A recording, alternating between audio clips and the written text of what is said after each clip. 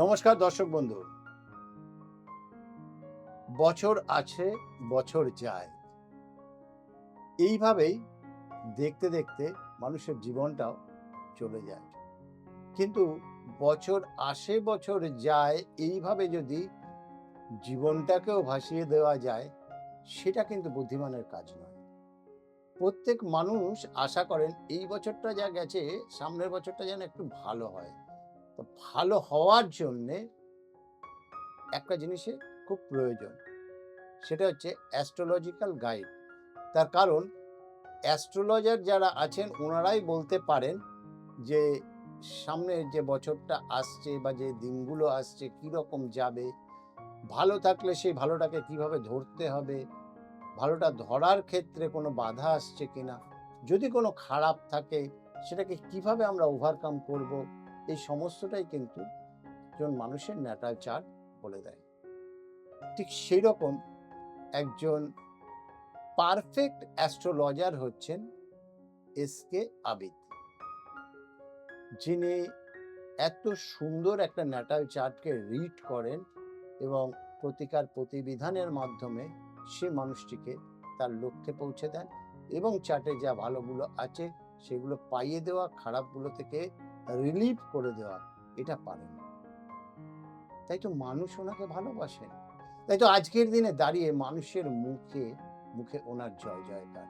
তাই আপনাদের প্রত্যেকের তরফ থেকে, আমার তরফ থেকে, অনুষ্ঠানের তরফ থেকে স্বাগত জানাবো এসকে আবিদ অর্থাৎ আবিদ ভাইকে, যিনি নবগ্রহ জেমসের কর্ণধার। নমস্কার, নমস্কার দর্শক বন্ধু। আচ্ছা আবিদ ভাই, হ্যাঁ, রাহু আর কেতু এই দুটো গ্রহ নিয়ে আমরা খুব শুনি। একদম। এই গ্রহ দুটোর ওপরে মানুষেরও একটা কিরকম ভয় ভীতি আছে। নিশ্চয়ই থাকে। হ্যাঁ, অ্যাকচুয়াল রাহু আর কেতু এরা একটা ন্যাটাল চার্টে কি কিছু ভালো দেখো করে না সবটাই খারাপ না, করে? অ্যাকচুয়ালি রাহুর কি হয়, রাহুর মাথা আছে, কেতুর ন্যাচ। মানে ড্রাগন ফার্স্ট হেড, ড্রাগন টেল। হ্যাঁ, ফার্স্ট পজিশন এটা কিন্তু রাহু। রাহু সবের জন্মছকে যে খারাপ ফল দেবে তেমন নয় কিন্তু। আচ্ছা। কেতু সবের জন্মছকে খারাপ প্রভাব দেবে সেটা কিন্তু নয়। কেন দেখো রাহুর যে সংখ্যা বা ক্যালকুলেশন, রাহুর সংখ্যায় গেলে তাহলে আমরা 4, 13, 26 সরি 22 এবং 31 যে সংখ্যা। 31 মানে 22 মানে 2 আর 2 4, 13 মানে 3 আর 1 এ 4, আর 4 মানে রাহু, আর 31 মানুষ মানে 3 আর 30 আর 1 4। সেই ক্যালকুলেশন অনুযায়ী কারোর যদি এই ডেট অফ বার্থ অনুযায়ী কারোর যদি জন্ম, কারোর যদি 4 তারিখ, 13 তারিখ, 22 তারিখ, হ্যাঁ, অথবা 31 তারিখে কারোর যদি জন্ম, সেই জন্মছকে আমাদেরকে দেখতে হয় রাহু আপনার কোন ঘরে বসে আছে এবং সেই দশা কোন দশা তোমার চলছে। যেমন রাহুর দশা প্রত্যেকটা মানুষের 18 বছর করে চলে। 18 বছর। ইয়েস, রাহুর দশা। যেমন রাহুর দশা, শুক্রর দশা আবার 20 বছর।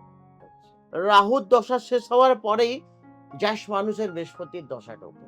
রাহু কারুর যদি মিথুন রাশির ঘরে বসে থাকলে আনসেটান গেম, ফটকা ইনকাম দেয়। রাহু একদম, রাহু কারুর যদি তাদের লটারির যোগ, রাহু কারুর যদি ভালো থাকলে তাদের ফটকা ইনকাম, আনসেটান গেম, তারা একটু ক্রিমিনাল মাইন্ডেড হয়। ওই এখন দেখো বেশিরভাগ দিনকাল যেন হ্যাকিং বা এগুলো বেশিরভাগ রাহুর দিকটা করে। রাহু যেমন রাহু সবসময় ভুল পথের মধ্যে শর্ট ইনকাম করায়, সেটা কিন্তু রাহু। আচ্ছা, এরকমও কি হয় যে রাহু যেমন দিচ্ছে আবার তেমনি পারলে তুলেও নেবে? নিশ্চয়ই। রাহু কি করে, রাহু যেমন তোমায় পয়সা দেবে, তোমার মনে যে শান্তি সেই শান্তিটা কেড়ে নেবে। আচ্ছা। তুমি প্রচন্ড টেনশনে, রাহুর মানে দশায় রাতে ঘুমটা কেড়ে রাতে নেবে। ঘুমটা কেড়ে নেবে। রাহুর এই যে 18 বছর যে দশায়, ওই দশায় মা অথবা বাবার মৃত্যু দেখায়। আচ্ছা। রাহুর দশায় তুমি প্রচুর টাকা ইনকাম করবে, টাকা পয়সা রাখতে পারবে না। ম্যারেড লাইফ নিয়ে প্রচন্ড সমস্যা আছে রাহুর দশায়। রাহুর দশায় ভুল বোঝাবুঝি হয়ে যায়। তৃতীয় কোনো ব্যক্তি কিন্তু জাতক অথবা জাতিকা তৃতীয় ব্যক্তির মধ্যে কিন্তু চলে যায়। এটা কিন্তু রাহু।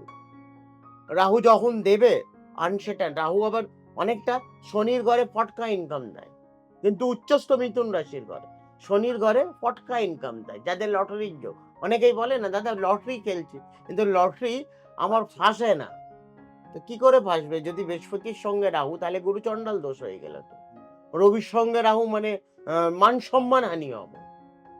রবিচন্দ্রের সঙ্গে থাকলে গ্রহণ দোষ লেগে গেল। তো আমাদেরকে পার্টিকুলার রাহু কোন ঘরে এবং কত নম্বর নক্ষত্রই বসে আছে সেগুলো আমাদেরকে রাহুকে দেখতে হবে। ক্যালকুলেশন করে ঘর অনুযায়ী আমাদেরকে দেখতে হবে।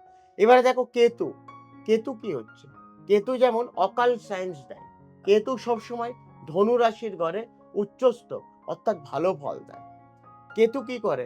কেতু ধরো তোমার সঙ্গে কোনো দুর্ঘটনা হলে যাদের কেতু ধনু লগ্নতে তাদের মধ্যে অকাল সায়েন্স, তাদের মধ্যে মানুষ চেনার ক্যাপাসিটি। সে মানুষকে দেখেই বলে দেবে কি এ চিটিংবাজ কি ভালো। এটা কিন্তু কেতুর অনুযায়ী। আর রাহু কেতু যদি দেখো 7 to 7 এর মধ্যে থাকে। যদি তোমার কর্কট রাশির ঘরে রাহু, তাহলে মকর রাশির ঘরে তোমার কেতু থাকবে। একটা কাল সর্বদোষ নাম শুনেছ?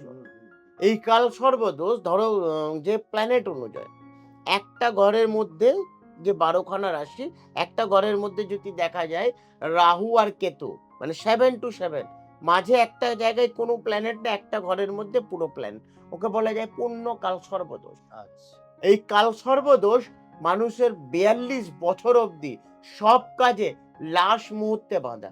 কাল সর্বদোষ সবসময় খণ্ডন করা উচিত।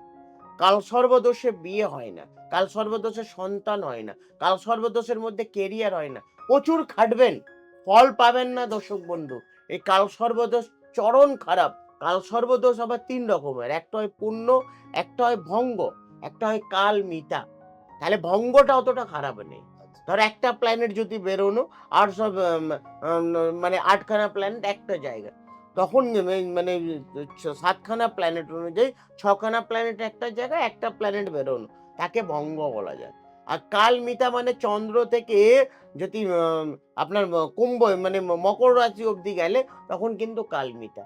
তখন আমাদেরকে এইগুলো দেখতে হয়। আর কেতুর যদি সংখ্যায় গেলে তাহলে 7 সংখ্যা। কেতু সবের ক্ষেত্রে কিন্তু খারাপ সেটা নয়। MS ধোনি তার জন্য অনেক বেটার। তার বেলস নাম্বার দেখো 7। তার লগ্নপতি যদি দেখলে কন্যা লগ্ন, কন্যা রাশি, সেখানে দেখো বুধ, অর্থাৎ বুধ থেকে কানেকশন করলো। সংখ্যায় যদি দেখলে তাহলে দেখো 7 সংখ্যা, হ্যাঁ, 16 সংখ্যা এবং 25 সংখ্যা। এই সংখ্যা কিন্তু কেতুর সংখ্যা। তো আমাদেরকে পার্টিকুলার এইগুলো দেখতে হয়। কেতু উচ্চস্থ কি নিচস্থ এগুলো আমাদেরকে দেখতে হয়। শুধু দেখা নয়, দেখার সাথে সাথে তিনি কি বললেন? বিচার বিশ্লেষণ করে যদি সঠিক প্রতিকার দেওয়া যায়, তাহলে কিন্তু সঠিক রেজাল্ট পাওয়া যায়। আর কাল সর্পদোষ যদি থাকে অবশ্যই কিন্তু কাটিয়ে নেওয়ার প্রয়োজন একদম আছে। কাটানো উচিত। কেতু সবসময় 6 নম্বর ঘরে চরণ শত্রু পাওয়া যায়। আচ্ছা, কারো আপনি যদি এটা কাটিয়েও দেন তো? নিশ্চয়ই কাটিয়ে দিই। কাল সর্বদোষ খণ্ডন না করালে মানুষের 42 বছর ভাবছো? মানুষের একটা মানুষের পুরো মানে জীবনটাই তো নিয়ে 75 পুরো শেষ। মানে 42 70% বছর শেষ। যদি শেষ হয়ে যায় হুম। বাকি আর কি করবে? এখন কি 60 বছর 65 বছর একটা মানুষের আয়ু, তার তো বেশি নয়। না। আগেকারের মতন তার খাওয়া-দাওয়াও নেই যে 100 বছর বা 120 বছর বাঁচবে। এই সততা বজায় রেখে যিনি একজন মানুষকে সঠিক প্রতিকার প্রতিবিধানের মধ্যে দিয়ে সঠিক রাস্তাটা ধরিয়ে দেন, তিনিই হচ্ছেন এসকে আবিদ। তাই দর্শক বন্ধু, সেই কথাটা আবারও বলবো যে সময় নষ্ট না করে যত তাড়াতাড়ি সম্ভব যোগাযোগ করুন, সঠিক রেজাল্ট পান এবং সঠিক সময়টাকে কাজে লাগান। কারণ সময় যদি চলে যায় তাহলে কিন্তু সেটা চলেই যাবে, সেটাকে ধরে রাখা যাবে না। ধরতে হলে আপনাকে আসতে হবে কলিংয়ে দেওয়া যে নাম্বার রয়েছে এই নাম্বারে ফোন করে বুকিং করে। অগ্রিম বুকিংটা বাঞ্ছনীয়। প্রত্যেক মঙ্গলবার এবং শনিবার আপনারা নবগ্রহ জেমসে ওনাকে পাবেন 12টা থেকে 8টা পর্যন্ত। অনুষ্ঠান যারা দেখছেন একটাই রিকোয়েস্ট, চ্যানেলটাকে লাইক শেয়ার সাবস্ক্রাইব করতে ভুলবেন না। আপনি যত শেয়ার করবেন তত মানুষের উপকার হবে। আপনি যদি কাউকে উপকার করতে পারেন সেটা সেই মানুষটি ভালো হবে, আপনারও নিশ্চয়ই ভালো হবে। তাই শেয়ার, সাবস্ক্রাইব, লাইক করতে ভুলবেন না। আর যে নাম্বার রয়েছে এই নাম্বারে ফোন করে বুকিং করুন। অগ্রিম বুকিং বাঞ্ছনীয় এই কারণে উনি কিন্তু লিমিটেড লোক থাকেন। বুকিং না করে এলে আপনাকে ফিরে যেতে হবে। অনলাইন পরিষেবা আছে, সেই সংক্রান্ত বিষয় জানার জন্য অবশ্যই ফোন করুন। সময়ের সঙ্গে সঙ্গে আবিদ ভাইকে বিদায় জানাবো আপনাদেরও। নমস্কার দর্শক।